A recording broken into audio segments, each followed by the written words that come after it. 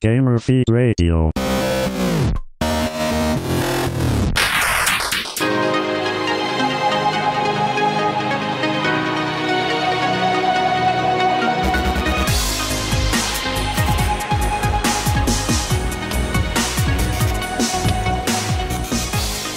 What's going on? Everybody out there in podcast land, it's another fantastic evening here at Gamer Feed Radio. Indeed it is. Welcome to the party. And tonight, of course, the team trifecta has returned to talk about all things gaming in the month of August. We do our Noobs feed. Yes, we know we deliberately spell it wrong so that all of you people out there will get annoyed. It's a pun, okay? It's a play on words. Everybody, just cope. Just cope. So with me today, I have, as always, the incomparable Kyle Pope. Hello, Kyle. Hello, hello. And joining us from his secret Fallout bunker, as you can tell by the audio quality, the one and only Brad Wallace. I'm actually in Afghanistan waiting for Metal Gear Solid 5, The Phantom Pain to release. The year is 1984. Skype hasn't been invented yet. I'm calling through my flux capacitor. Flux capacitor, you're kind of what's going on right now. It's a warning. Oh my god, you sound awful. It's awesome. So while Brad is joining us from 1986, which I'm pretty sure was before he was born, this could be an interesting experience for everybody who's listening. It is important, and I ought to note that we did reach a milestone this month, probably a week ago. I want to say it was about a week or so ago. We hit our 7,000th listen of the show, which is crazy. That's just crazy to me. I remember when we had like 2. Way back a year ago. So thanks to everybody. And, I'd be remiss if I didn't mention that, we have some fans. The fans out in Sweden have had a resurgence recently. We had some fun with our friends in Sweden about six or so months ago on gamerfeedradio.com, where you should check out all of the content. And they're back. They're back up in the upper single digits, which is rivaling you folks out there in Stockholm, any of the cities in the U.S., which is crazy cool. So holla, shout out, and thank you. So this month, this week is the August Noobs feed, which we know, again, we spell wrong on purpose, for all the news noobs need to know, and really anything else we feel like talking about because we can. So there's been crazy, tons of news. We have an agenda, but as you all know who listen to the show regularly, we stray frequently from the agenda, so don't be shocked. We'll just start, and we'll go from there. So, totally random. It was announced a couple months ago, and now we've got the Deus Ex, whatever the follow-up name is, gets... Mankind Divided. Yeah, Mankind Divided, thank you. Gets its release date. It's February 23rd of 2016. Thoughts, jokes, concerns. I think we talked about this, maybe a month or so ago, and I was kind of like, whatever, I don't care. And you guys are like, it's the greatest game ever. So, I mean, I'm just shocked Square Enix has a release date for something. Not enough is like, oh, progress. Yeah. And I mean, that's kind of soon, which is pretty exciting. February isn't that far off. We're literally inching our way towards September as we speak. By the time this comes out, it'll be September. Yeah. And yeah, so I mean, it's soon. I feel like this is a fairly recent announcement. Yeah, like this week. A fairly recently announced game. Oh yeah. And already we're just like, boom, here you go. It's coming out like really soon. I'm like, oh, that's cool. Yeah, which is totally opposite of Final Fantasy 15, which we have talked about the last couple of shows now. But since we're talking about Square Enix and we can skip around in the agenda a little bit, it's getting a confirmed. It's going to happen in 2016. However, we have to wait until next March for the official announcement, which is ridiculous. What? That's what it said. It was like, hey, it's coming in 2016. We'll talk more about it in March. That's ridiculous. That is retarded. So we have Deus Ex in February, and then the Final Fantasy announcement in March, which means it's probably going to be a holiday 2016 release. Oh my god. And hey, you know what? Chances are it's probably going to get delayed because that would be funny. No, it's not funny anymore. It really isn't. I'm just done with this title. This breaks me. I think it's great. Although there was a lot of news that came out for those who live under a rock. Last weekend was PAX, and we may or may not have a separate show dedicated specifically to its content. But there was a lot of new footage released for Final Fantasy 15. Most of it, the bros, globe-trotting in their car for 15 minutes just talking.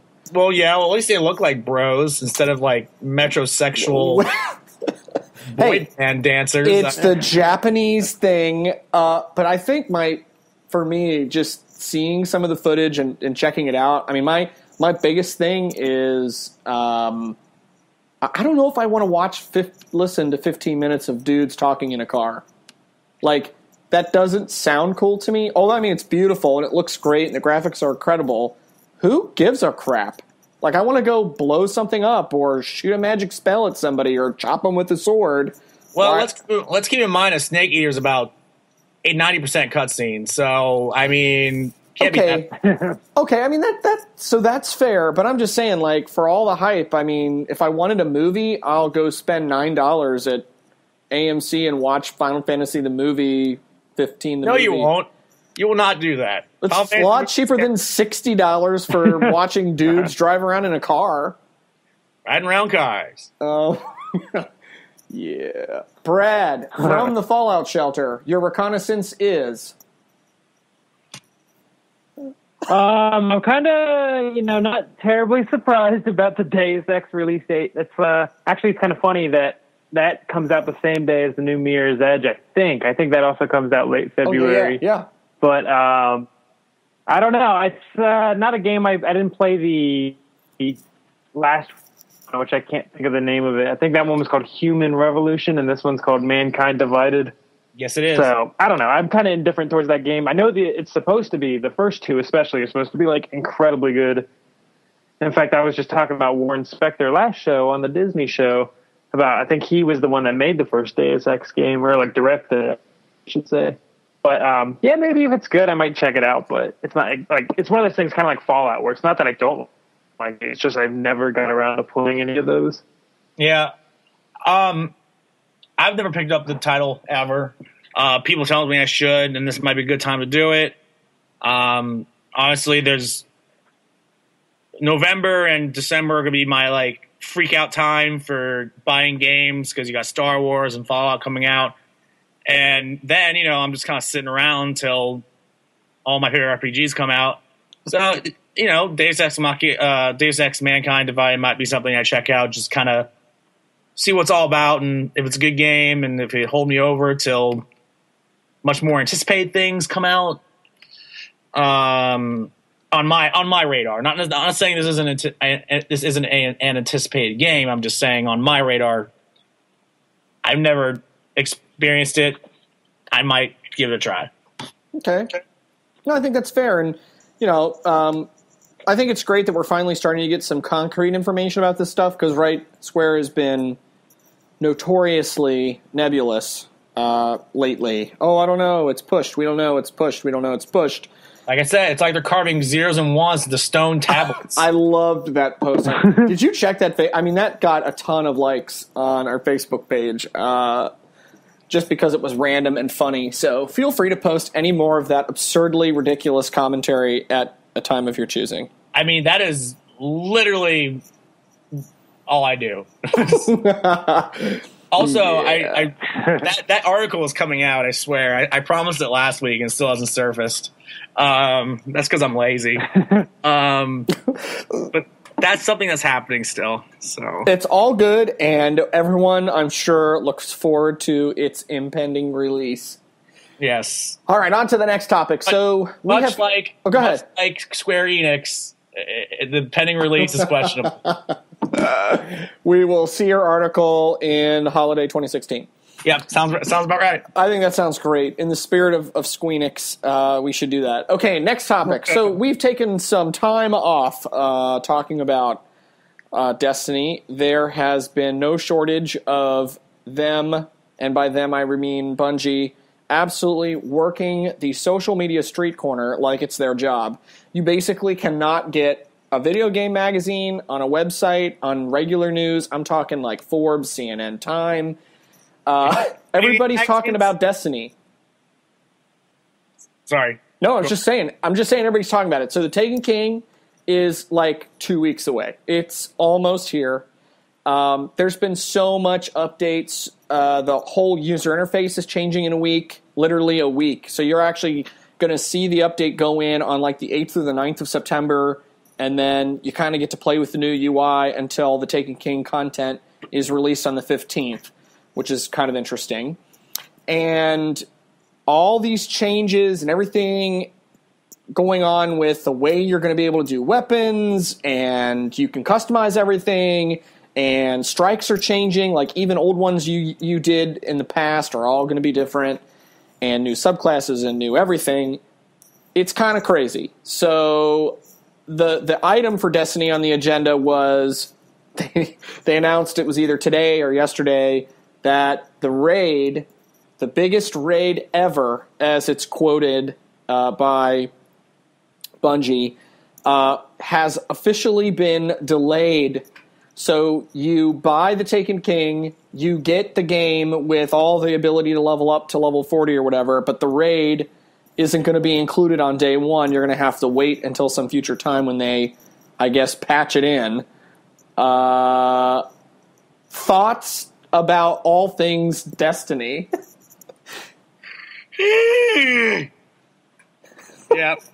I don't know. I'm excited about the patch because, as we all know and as well documented, I'm not crazy about DLC and expansions. But I like the fact that for people like me that just have the vanilla game, I'm at least still getting some new stuff.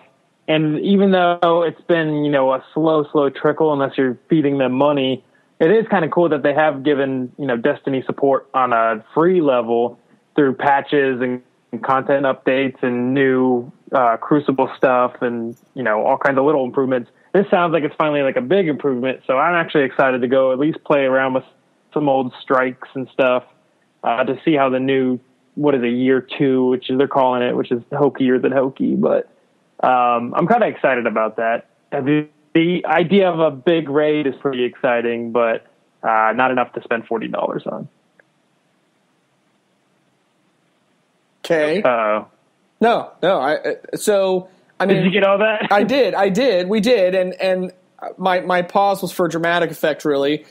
So for me, who is currently neck deep in all things Destiny, I can't stop. All I can tell you is that, considering all of the content, so if you're just a vanilla Destiny owner, right, like you are, Brad, and you look at the all the upgrades, even though I agree with you, it's cool that they're supporting, the vanilla Destiny experience for people, giving you the new format and all the changes in quests and stuff. I think that's awesome, and I think every game publisher should do that, so super kudos to them. But really, for $40, we're not just talking about a raid, right? You're talking about all the story missions, all the strikes, the new subclasses, all the weapons, all the upgrades. And if you didn't get the Dark Below Expansion 1 and you didn't get House of Wolves Expansion 2, you're getting 3 expansions in the same, pot o' money, plus a major system overhaul. I mean, at what point, Mr. I won't ever buy DLC, do you look at that and go, it's a kind of a steal, really, if you think about it, if you're a vanilla Destiny person. I mean, that's like I'm kind of waiting for games. Maybe I would get it for like a discount, like a PlayStation Plus sale thing. That might push me over the edge just because I really do like Destiny as like a core game, even though I'm not crazy about, the way it abused you in the past about light level and this, that, the other. But the fact that they're getting rid of all that is like super exciting to me because that was just miserable having to grind the raid trying to get a new freaking like shoulder piece. Like it just made no sense to me. So yeah, if they bundle it all together at a pretty good sale price, I think I might have to hop on it at some point. But we'll see. There's so much new stuff coming out that I'd rather play rather than go back to Destiny. I'd rather see a full-fledged Destiny sequel, which I don't even know if it will ever exist. Yeah, I don't think they're going to do it. Yeah, as an ongoing MMO thing. Yeah, I don't think it's going to be like World of Warcraft, right? You have your persistent world, and then you have Wrath of the Lich King, Mists of Pandaria, and it's just going to be, quote, an expansion to an already existing universe. That's how they're playing it. Although they're not calling it MMO. I mean, they're basically ripping the model. Is what they're doing. But anyway, Kyle, any thoughts other than making horse neigh sounds? I mean, I don't really care about Destiny. And I mean, I'm not saying anyone who does is like dumb or anything. It just doesn't come on my radar very often. No, which is totally legit. Everybody has their own tastes, and that is what's good about video games. So for those of you who do care and are in it to win it, Bungie's final sneak peek before the release is this Wednesday at, I think it's 2 p.m. Eastern Standard Time on Twitch. So feel free to check them out. They're actually going to do 1 hour of running through the Dreadnought, which is the new area. So it'll be real interesting to see what they do and what else they reveal. The last two have actually been pretty decent. So follow up with all things Destiny there. Okay. Moving on. Let's talk a little bit about Nintendo. There's lots going on. There's a persistent rumor, and there's been some speculation on the news cycle to back this up, particularly this past weekend at PAX. But, now there's like some rumblings of, Nintendo being more open to supporting movies with regards to its IP, or including their IP in movies, much like Wreck-It Ralph had Bowser and, some other stuff in it. What are our thoughts on Nintendo now with their interesting amusement park partnership with Universal Studios bringing up the movie thing again? Terrifying. I don't know. Like, we all know about Super Mario Bros. And how terrible that was. Mm-hmm. That's one of those things I just have to see to believe, I guess. I'm not saying they can't do it. I'm not saying if they did do it, it would suck. But I would just have to see it. And see it firsthand and be like, all right, they pulled it off. Or, nope, they should stop doing this again. That's really all I got to say about it. I'm not going to point out anything before there's any concrete things out there, Yeah. No, that's cool. I would just say that if they do something like they did with The Wizard, where, Nintendo content is a part of a larger movie story, I think that probably works better than a standalone, Mario movie, for example. Brad, what do you think? I'm kind of excited by it, depending on who's involved. Like, the idea of a Mario movie actually is kind of cool if you got like the Lego movie guys behind it. Like if they're like a really good, creative, funny team, I think they could pull off a family animated comedy kind of thing. I could see that working really well. Zelda, we've talked about in the past, but I could only see that working if they, treated the source material really fairly and, didn't make Link talk. And I don't know, it'd have to be like Lord of the Rings level quality. I don't think they could cheapen it. It wouldn't work with any kind of lower wimpy looking thing. Even though there was kind of a pitch for an animated Zelda movie, which would have been cool, actually. I wouldn't mind something like that, too. But, I don't know, yeah, it depends on the people involved. And the idea of a Mario movie in particular just, like, works for me, especially. I can just see that working like the Lego movie did if everything went perfectly. So I'm kind of cautiously optimistic. And, hopefully it makes Nintendo some money, and hopefully that, is a good thing, right? Yeah, I mean, no, I agree with that. And I also agree that we'll have to wait and see because I mean, you don't want some hack coming in trying to make it work. I mean, you're right. I think they would do better in an animated space than something live action because it's. Oh God, yeah. I mean, its IP just lends itself to that, right? So, whatever happened? Wasn't there a rumor flying around there was going to be a Zelda series on Netflix for a while? There was, in fact, yes. Whatever happened to that? It may have just been a rumor. Who knows? Huh. All right. That's cool, I guess. Yeah, I'm not sure. So, other Nintendo news. It was announced today that literally today, that there's going to be a new Hyrule edition, new Nintendo 3DS, and along with that came the finally the announcement that the new 3DS Super Tiny will also be coming with all of its ridiculous amounts of faceplates for those people who want something smaller. Thoughts, jokes about all things new 3DS.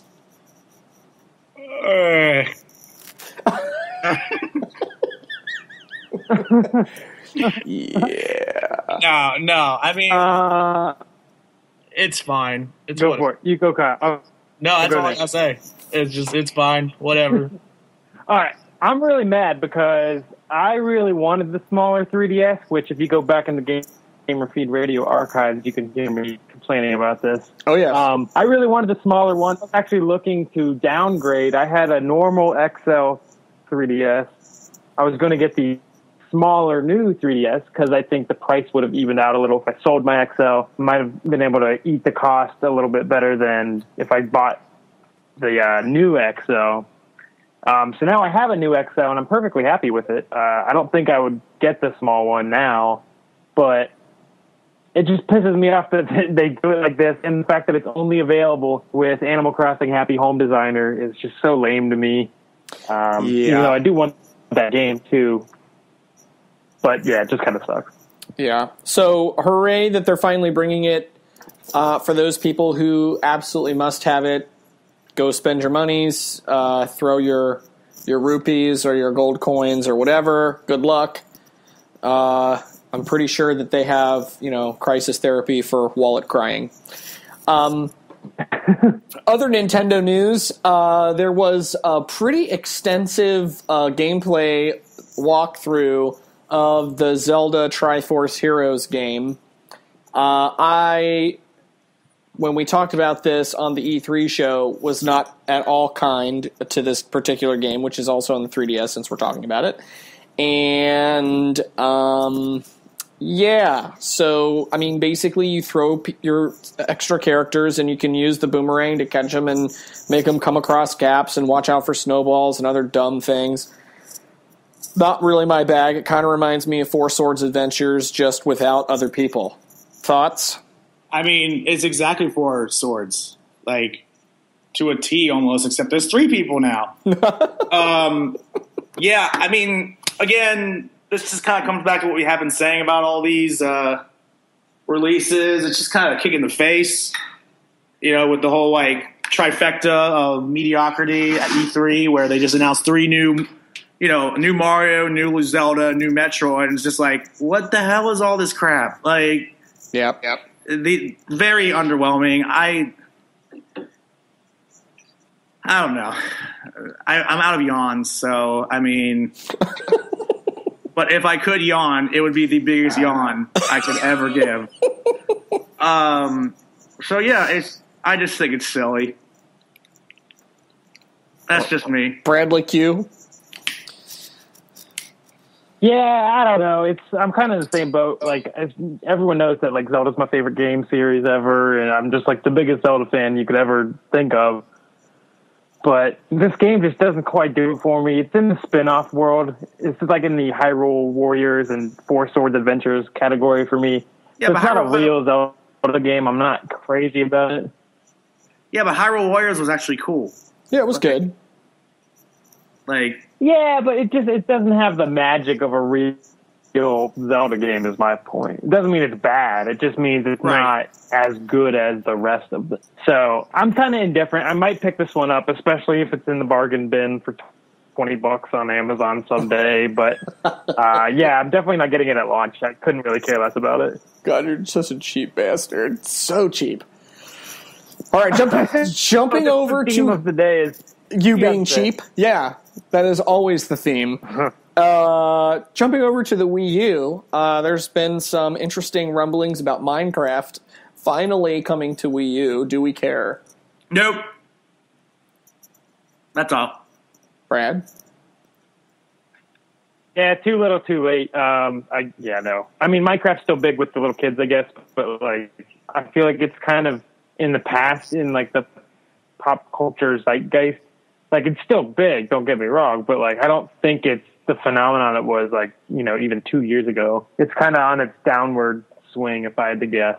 Agreed. Doesn't mean it won't sell like hot and be a success for Mojang and Microsoft and Nintendo alike. But yeah, I don't know. Also, but that does kind of support some rumors going around that something Microsoft is, because Minecraft is like a Microsoft thing, right? Yeah, they own it now. Yeah.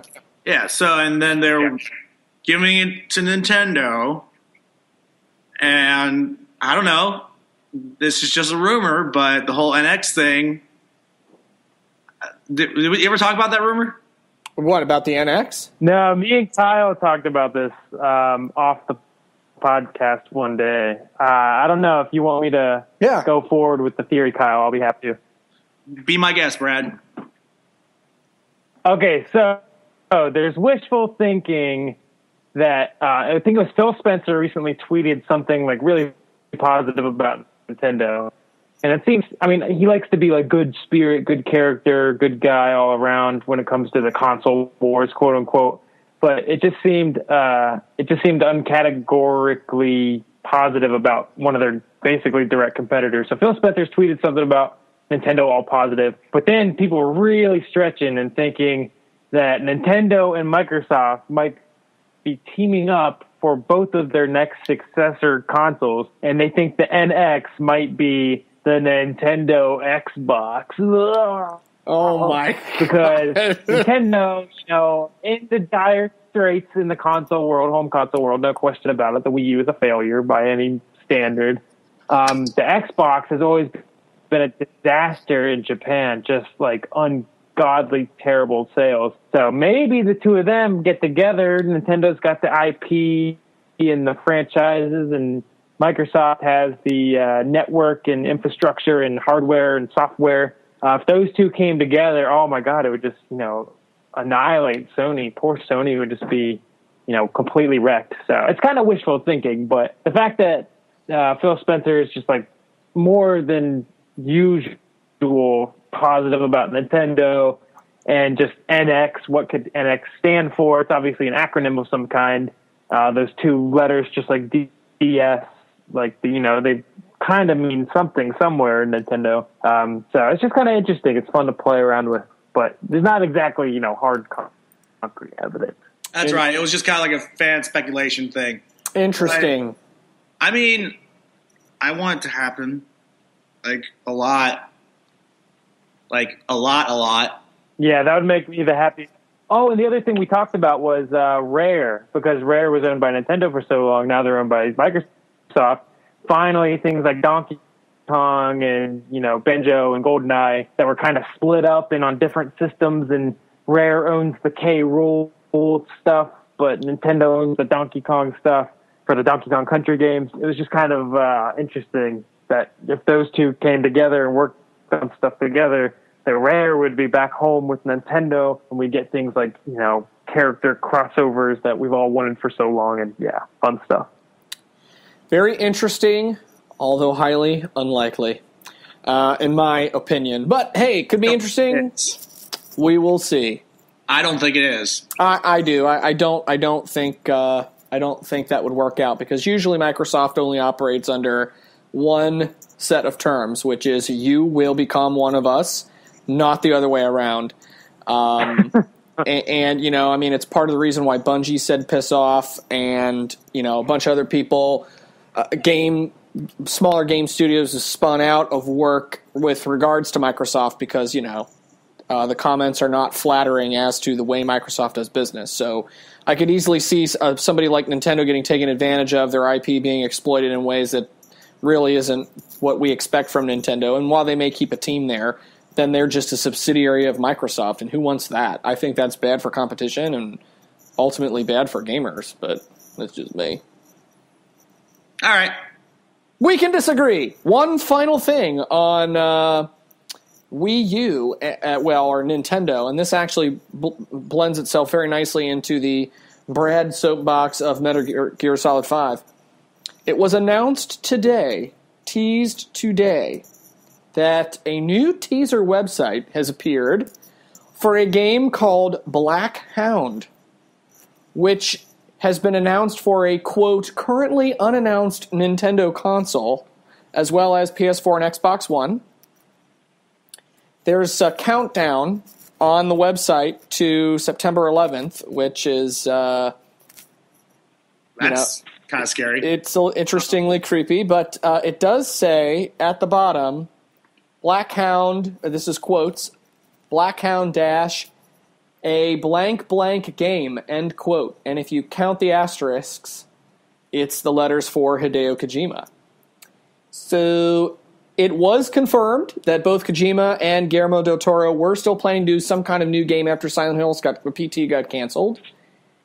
This website is ingsoc.org, and it's just a Black Hound logo with a little countdown and a picture of some kind of monstery thing. And sure enough, down at the bottom, it says a currently unannounced Nintendo console. So, rumor mill, begin. I think it's faker than fake. I don't know. I think it's another case of people, like, I don't know. There's so many hokey rumors out there. And whatever Kojima does, I guarantee it won't be some just basic website countdown thing. Like, he goes all out. Like, this is the guy that put on a whole face mask when he announced Metal Gear Solid 5 and claimed that he was some Swedish developer. I think it's more than just putting asterisks over his name. I think it's just some creative fan that's trying to be all, something or something. I don't know. I think it's hokey. But I do hope that Kojima makes another game, and I do hope it ends up on the NX. But this one in particular, it's got to be fake. Interesting. Well, it's also interesting that apparently you crawled out from underground because we can actually hear you. Oh, is that right? Yeah. You sound decent. I don't know what you did. Oh, my gosh. That makes me so happy. I'm back. Yeah, well, I don't know about that, but... Don't cross your fingers. That sounded unnecessarily creepy. It said, cross your fingers. Oh, boy. I noticed that. Yeah, now I can get on I'm on Safari, and it works. Well, I mean, maybe you just need to do all the things Mac requires you to do. One of us. Yeah, I don't know what was going on. Yeah. Anyway, moving on with other news. Mighty Number 9. The demo is going to be playable for those folks that backed the original Kickstarter campaign for PC. Coming soon. Impending any day now, which is actually kind of cool. I'm glad that's happening for people who want to kind of beta the game, which for those who live under a rock or in a cave or in Brad's back room of his Fallout shelter, which is further creepy-ist, is the spiritual successor to Mega Man, and the graphics and the pictures and the screenshots and everything look terrific. So, I mean, other than I think it's cool to mention, any thoughts about it? I mean, I'm excited about the game. I can't wait for it to come out. I think it looks great. Yeah. I think it's going to be incredible. I think it's going to be just one of those things that's going to further prove to all these stupid first-party developers that, hey, like, this stuff's still awesome. We still love it, and we want more of it. Like, and maybe Capcom will take a freaking hint and be like, oh, well, if this guy's going to, like, if anything he can do, we can do better. And maybe this will bring back a Mega Man revival too, to kind of compete and just kind of say, hey, remember, like, this is our thing. And I mean, not to saying that My Number 9 won't be its own, like, standalone awesome thing, but it's just, I mean, we all know the reason why is because the guy, I forget his name. Inafune. Yeah, it's all because he's making a Mega Man game or a Mega Man successor. Here, wait, hold on. Emergency. My bunker's under attack. I'm going to be AFK here for a second. I'll be right back. Fool. What a fool. What? 1 second. Hold on. Fool. Push mute. Continue talking. Just push my mute. amiibo dealers. Just, you know. Oh my God, his amiibo. I thought you were joking about that. It's Brad. He's never joking. I thought it was just like we're just gonna blame it on his amiibo. I just think it's funny that somebody. Coming. I just think it's funny that somebody actually like knocked on like a metallic sounding door, which is just really creepy. Wow. Yeah, no. I'm totally with you, Kyle. I completely agree. I am super stoked for the game. I think it looks great. I think it's got all the right parts. It's following all the right steps, particularly with releasing a beta now that's available to some gamers. I think that's amazing. Hurry up. I mean, just like hurry the hell up. I'm ready. I'm ready for that game, like right now. Yeah, absolutely. And I mean, it's really impressive to see all these games come out. Like Ukulele, that's the other one, yep. the Banjo-Kazooie successor. Correct. And then another company made a game that was loosely supposed to be based off the old Sonic games, like a spiritual successor to Sonic games of old. And apparently it's an indie title. I read about it recently. I don't remember the name, but it's so far from what I've heard, it's doing really well. And it's like, it's that old school game style that we know and love for Sonic the Hedgehog, only with like a new kind of like, loosely similar looking cast of characters. And I like that all these developers, these small developers, are taking these old concepts, reworking them, and making them into like new and exciting things. And I hope more things come out of this, like both from the people who actually made the games and from other developers, just to make good platformers and fun platformers that are good and not broken or just dumb. Well, and to add to that, I mean, I think. It's interesting because this is one of many of a recent, well, I shouldn't say recent, I guess, but in a wave of developers that have started using crowdsourcing like Kickstarter and, Patreon and all those other services to get gamers to kind of basically pony up in advance. Shenmue 3 did this and raised millions of dollars. I kind of feel like it's a scapegoat, really, in a sense, because it's like if developers need like cash in advance in order to make something work, like maybe it shouldn't happen. But I mean, especially if you're gonna, let's say you give $50 to get Mighty Number 9 made, and then the game comes out and you got to pay another $25 or $30 to buy the game.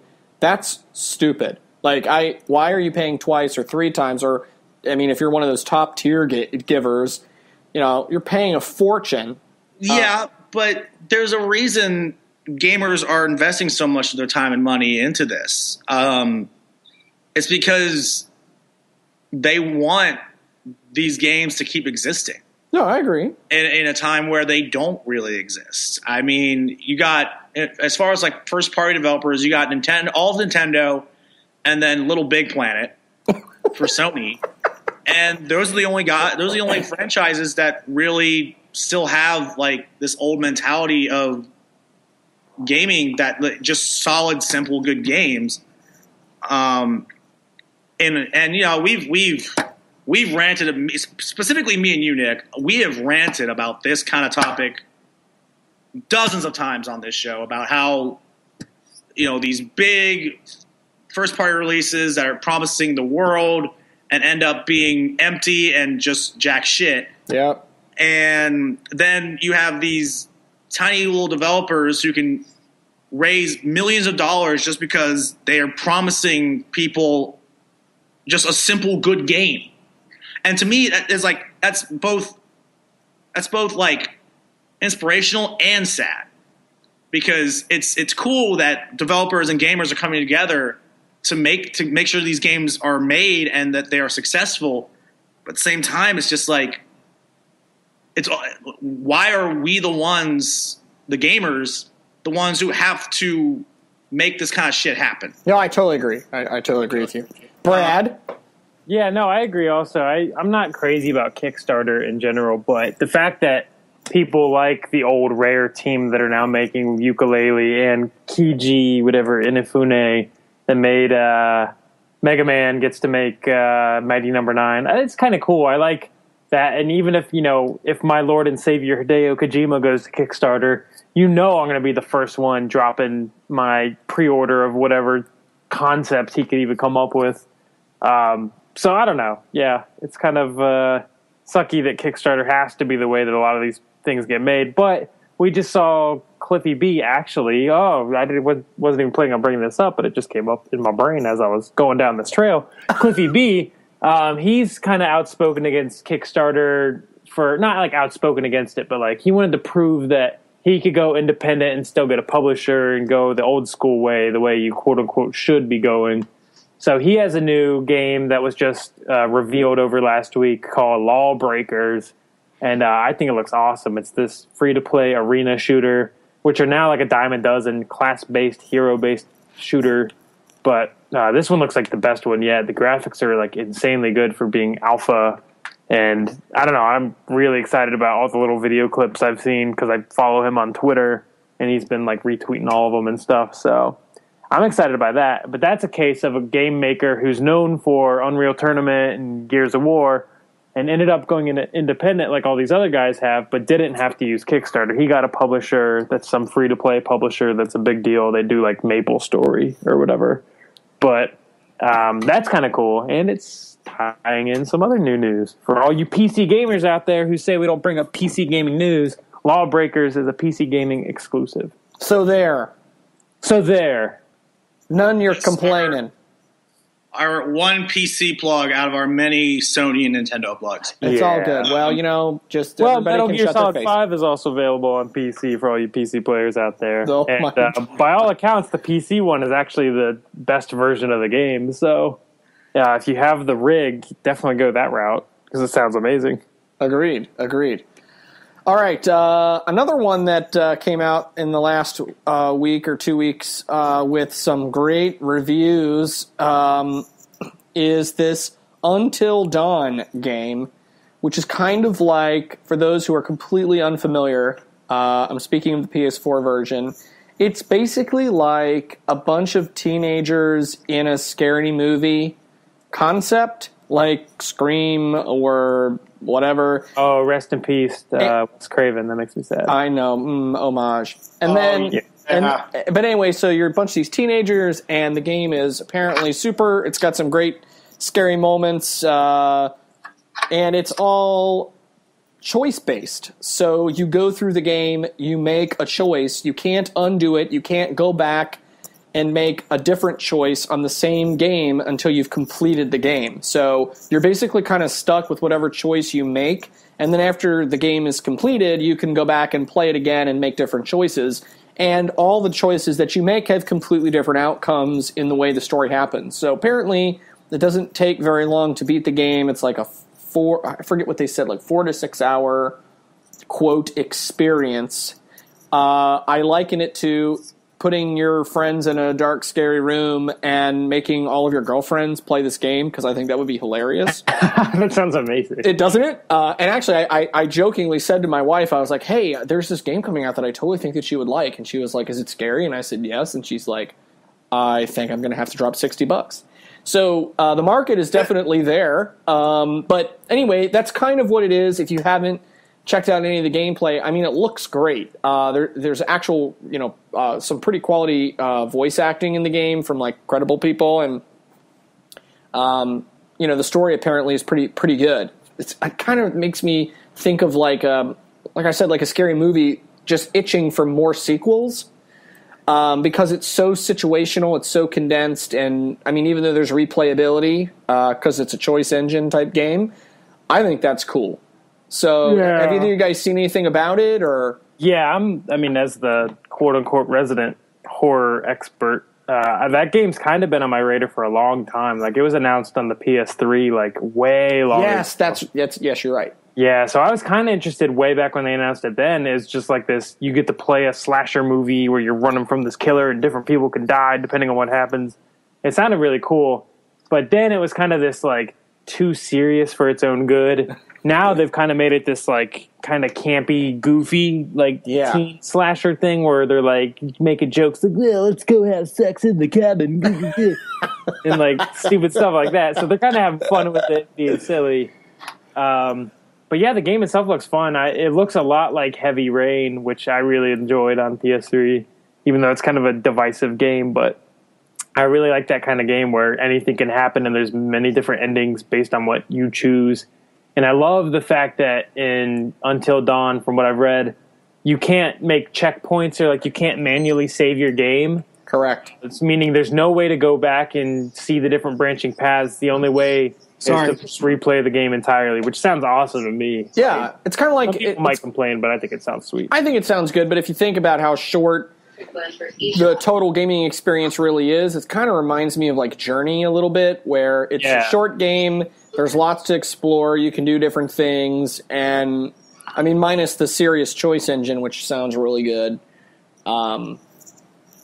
Yeah, I'm interested in it, and that's weird for me, only because I showed my wife the little video that was on IGN, and she was like, that actually looks like something I would totally play. And it looks like it's not like PT where it's so horrifying, like you need to go to the hospital. It's like more funny, and you get to laugh around with it. And something you could do with a group, and it would be funny. Like, okay, let's, you get 6 to 8 people together, couples, or just, friends that have girlfriends, and you play a drinking game around, well, which choice do I make? And it could be hilarious.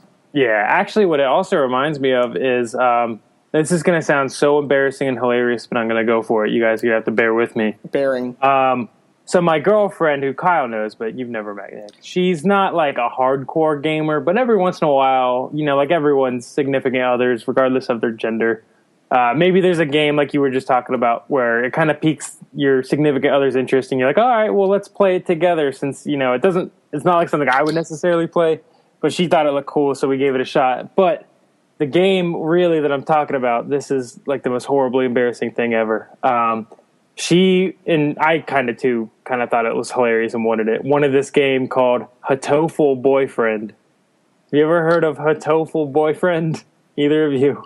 No. Okay, so what Hatoful Boyfriend is, it's this Japanese dating simulator. All right, kind of nerdy it's and weird. It's already wrong. Already. And it's not just a dating simulator, it's a pigeon dating simulator. So you're a human girl going on these dates with these male pigeons. I've heard about this game. It is the funniest thing I think I've played in like forever. Oh, God, it's so funny. But that's another game. Any of these dating simulators. Aren't you like human? Yeah, you're a human. You go to this all-bird academy, like school, this private school for birds. And you're the only human. And you find out, I don't want to spoil it, but there's more than meets the eye when it comes to the whole pigeon school. So definitely it's great. It's hilarious. I mean, the mechanics of that are simply mind-boggling. Oh, no, but I don't want to think about anatomically. That is my... But gameplay-wise, you better believe there's branching paths and multiple endings. And I think there's like literally 16 endings. And it takes maybe, an hour to go through one time. And you get to, once you kind of figure out who likes what, you can really tailor your gameplay to like, all right, I'm going to go after this pigeon. He's the shy one that likes the library. Weird. Or this one's the cocky one that is like the student council president. It's so stupid. But I love it. It's the funniest game I've ever played. Yeah. Okay. Like $6. You guys have to get it. It's on PS4. Hatoful Boyfriend. Really easy trophies, actually. I'm going to defend myself and say. Okay. Even though I've actually never played it on my account because I don't want that on my account. But yeah, because there's a lot of judgment that goes on in the gaming community. And I'm judging you right now, Brad. I'm judging you right now. I like a lot of the trophies so far. We still got to play some more. I'm still judging you. I'm a guy who plays a lot of quirky Japanese games, so like even I'm just like, that's too much. Well, it's like a comedy. It's not like. Well, the fact that you continue to defend it really is starting to speak volumes. Actually, it becomes really deep at one point, and like it's actually surprisingly heartfelt. You will never look at pigeons the same. I'm sure I want to know the meaning of that. I don't. Oh my god. Okay, moving on. Hurry. Oh my gosh. Tender, very transitioning sweet. Abruptly into. Do either of you guys have any other news that you want to talk about before I hand over the time-limited soapbox to Brad? Oh wait, I'll save. Never mind. I'll wait because mine has to do with the soapbox. So okay. So I'll wait. Kyle. I mean, nope. I know I can't really think of any like mega news that we haven't covered in the past couple weeks from PAX. I know we've done a pretty good job of keeping real with the crazy. Oh, one little shout out to a game I think looks really cool. It's an indie game on Wii U, and I'm not an indie game guy at all. Like I generally hate indie games, but this one actually looks sweet. It's called Fast Racing Neo, which is probably the dumbest title of all time. But it's like this F-Zero clone for... Yeah, I just posted a link to it. There was a video on our Facebook page. That game looks so fun. Polygon and it's had it, yeah. Multiplayer, it's 60 frames per second. It looks great. So if you're into racing games... It makes you wonder... Actually, a lot of people speculate that this is the developer's way of saying, like, hey, we're making an F-Zero game that's not an F-Zero game. How about you let us make the next real F-Zero game? Which would be incredible. Can you imagine the NX launches with an F-Zero game? Oh, come on. Well, F-Zero, Legend of Zelda, and... that would be the greatest launch lineup ever. You know what? And I'm going to throw this out there. I think the NX should have a true blue, 100% canon sequel to Super Mario RPG. Oh, I wish, yeah. Everyone wants it. That would be insane. People who don't want it just don't know they want it yet. Yeah, it's just like in Pigeon Boyfriend game. They want it, they just don't know it yet. Okay. It's so true. You have to get it. You have to get it. And speaking of wanting it, real bad, Brad, the soapbox is yours. Dun, dun, dun. I won't go on too long because... You have 5 minutes, I'm counting. Okay, as of the recording of the podcast, I haven't got to play, as we all know, my most anticipated game, maybe ever. Not ever, no. But Metal Gear Solid 5, The Phantom Pain, which I want to open my spiel here by saying... nailed it when it comes to calling it the highest rated game of the year on Metacritic, which it is still. We talked about this, I think, last week briefly, but it is the highest rated game of the past, 5 years, I think, other than Skyrim and Grand Theft Auto 5 are the only two that are in the same league as Metal Gear Solid 5. I just replayed Ground Zeroes this afternoon, actually, before this podcast. I got my prisoners, I got them extracted, I got my save file ready to transfer over. I just want to say that if you guys don't hear from me for a couple months, I'll be in Afghanistan with Snake, and we'll be... I'm just kidding. No, I just... Gosh, it's so close. We're literally, as of this recording, we're 2 hours and 45 minutes away. It's so close. I can touch it. I can feel it. Did you do, day zero download? I did, yeah. It's already preloaded. So you're not sleeping tonight, is what you're saying?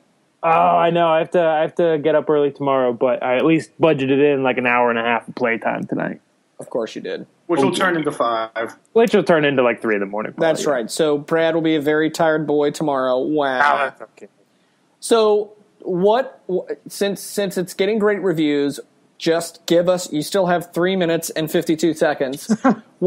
Give us some of the highlights. What are people saying are good? What's some of the cautions? Well, the best thing about it is, just mechanically, it seems pretty much similar to Ground Zeroes because it's the same engine, the Fox engine. It's the same controls and same gameplay, second to second, moment to moment, controls and menus and stuff. But the big thing is just how big this world is, how many missions there are. Like, I think they said there's something like at least 40 story missions, and each one of those can take like an hour to complete. Not to mention like literally hundreds of side missions. There are people, like, I remember reading an account of somebody playing for like 75 hours and being 40% done with the game. Wow. Like, not story-wise, but the whole game. Right? It just seems so big, but it still has that great Metal Gear story that really wraps up the whole series, because if you follow the story, you got your two timelines. You got like the future timeline and then the prequel timeline. And this is literally the game that comes between. It's what we've kind of all wanted for so long. Tells the story of Big Boss, this character that's, you know, always talked about, but this is the first time you really get to see him as Big Boss. So story-wise, which we know is not my big deal, but if you do like story games, this seems like the one. Even though actually, I know you were mentioning earlier, Kyle, like it seems like this game has like the least amount of cutscenes of any Metal Gear Solid game. And that it's really all about the gameplay this time, which is amazing to me because I've always loved the gameplay. It's good that they're fixing that, because that is a common complaint. And I just replayed Metal Gear Solid 3 like a couple months ago. And yeah, it's just sometimes it's a little slow when you got constant codec. Yep. But the payoff is so great. When you're actually playing it, especially the boss battles in the older games, it's just incredible. This game also is supposed to not have, you know, as crazy good boss battles, but I've tried to avoid all of that. I haven't even watched the final Kojima trailer that he edited and everything. I'm waiting until I beat the game to watch that. Okay. So I'm so hyped. So you still have 1 minute and 30 seconds on this 5-minute soapbox. What are some cautions that you're hearing? Are there some things out there that people are like, I don't know, this is a little annoying, this isn't good? Even though it's the final game in this series, it's funny that a lot of people are saying it's like the best one that you can just like pick up and get, like without having to play all the other games. Because the story is more streamlined in this one, there's not insane hour-long cutscenes like in the past. They say it's pretty easy to follow, and if you've never played any of the other games, you kind of get that, all right, here's this guy, he just wakes up from a coma, and he's out to get revenge. Like, you can just look at it as that, and then it's this amazing game that happens along the way. But that is kind of a detracting point in some reviews, is that they wish there were hour-long cutscenes like Metal Gear Solid 4 that just have twists and turns left and right, and everybody has 5 identities and blah, blah, blah. This game doesn't have that, allegedly. But once I beat it and play it through, I'll be able to give my final opinion.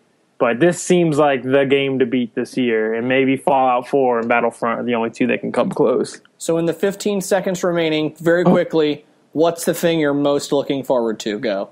Oh, gosh. I'm excited about an open-world Kojima game with like that level of detail. Because in the other games, they're pretty linear, but they have this insane amount of detail. I'm excited to have this whole world and just be able to do whatever I want and capture guys, build my base. You get to run around, you get to build your own base, and you get this headquarters. Oh, it just sounds perfect. Excellent. Well, you only went over by 3 seconds. I'm terribly proud of you. So I think the moral of the story is, if you are a big Metal Gear Solid fan, even if you're not, it's going to be a great game. You should probably pick it up at some point and join in on the Brad Love Fest of all things Hideo Kojima. And that'll be good. So does anybody have anything else that they'd like to bring up in this episode? One minor thing. This really just concerns hardcore fans like me and Brad, but Advance Wars 2 was recently released on Virtual Console. Yeah, that's I did see that one's that. on my wish list. That one's definitely probably between big releases this fall. I'm going to get Advance Wars 2. And we are going to play the crap out of it, Brad. Oh, yes, definitely. Gosh, those games are so underrated. I would do anything for like a new 3DS Advance Wars. Ugh. I would buy a 3DS just to play Advance Wars. Nice. So while you continue to dream, that's all the news that we have to recap from last week's episode. You can, of course, as always, check us out on all of the great, what's the word I'm looking for? Venues that are available, iTunes and iHeartRadio, where everybody else is listening to our stuff. Like our Facebook page and follow us on Twitter at GamerFeedRadio. GamerFeedRadio.com has all the shows, the podcasts, original stories from Kyle's "It Will Never Come Out Because He's Being Square" article, and there may even be some burp sound effects brought to you by Brad Wallace, available on our YouTube. Brad, you're an idiot. Available on our YouTube page. So, hopefully this sates all the needs that you had for the remaining news for the month of August. September is right around the corner. And until next time, gamers, peace.